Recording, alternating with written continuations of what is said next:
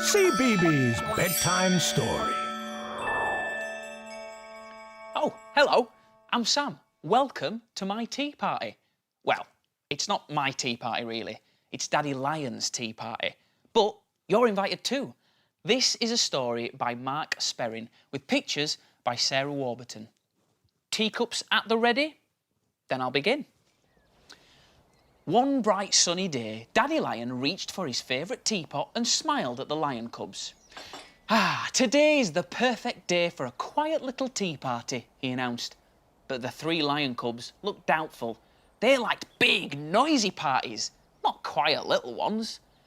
Can we at least invite the chimps, they asked. Daddy Lion shook his mane. I don't think so, he said. Those chimps are always monkeying about. Then how about the pot-bellied pigs and the rhino? Asked the cubs. Can they come, please, and pretty please? Not today, said Daddy Lion. The pot-bellied pigs always hog the cream buns. And Rhino never stops charging about. Ka-thump, ka-thump, ka-thump. Then what about all our other friends? Asked the cubs. Can they come instead? Well, my dears, sighed Daddy Lion, they could. But you know how all the other animals normally behave. Crocodile snaps at everyone. Snap! Sloth only turns up when all the other guests have gone. And as for Skunk, that awful skunk, he always poo-pong stinks the whole place out. So, it was decided it would just be Daddy Lion and the lion cubs at the tea party. Wouldn't that be nice? There was just one huge problem. Elephant, who was all ears, had overheard the whole thing. Psst, he whispered. Did you know Daddy Lion is having a tea party and none of us are invited? But Ostrich, for obvious reasons, was only half listening. So, when she shook the sand from her ears, she told the parrots, who were all talk, what she thought she'd heard the elephant say. Which is how the parrots ended up flying high overhead, squawking, Daddy Lion's having a tea party and we're all invited.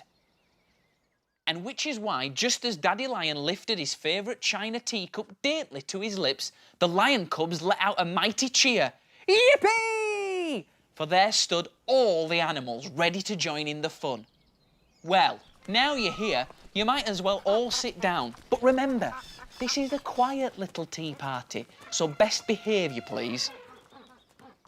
So down they sat as nicely and politely as they possibly could, and no one hogged the buns or monkeyed about. But just when the lion cubs thought things were a little too quiet, Ostrich nudged Daddy Lion. Psst, she said. Look, everyone's staring at us.